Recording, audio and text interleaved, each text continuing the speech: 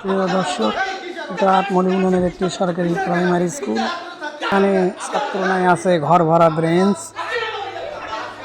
এটা তদারকি করা, গণমাধ্যমে তুলে ধরাও নাকি প্রধান শিক্ষকের কাছে অপরাধ। এটা দেশের মানুষ জানলেই বা কি এমন ক্ষতি হয়ে যাবে। যাই হোক দেশবাসী, এখানে শিক্ষার মান নেই, আছে শুধু বেতনের মান। দেখতে থাকুন আপনারা এই ভিডিওটি। বাক দণ্ডা চলছে।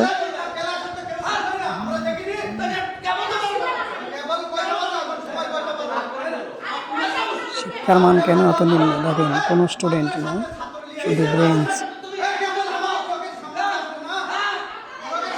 মাস্টার কেন এত রাগান্বিত? দেখুন শুধু ব্রেঞ্চ আর ব্রেঞ্চ।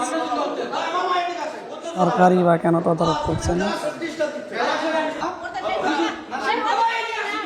উপজেলা নির্বাহী অফিসার উনিও ঘুমাচ্ছেন হাতে, তিনি দেখেই না দেখার ভান করছেন। দেখেন শুধু ফাঁকা রুম। দেখেন কি বলে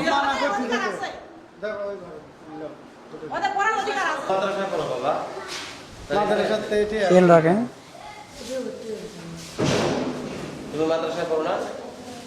কোন কর্মের মাদ্রাসায়? প্রাইমারি স্কুলের ছাত্রছাত্রী তো নাই না?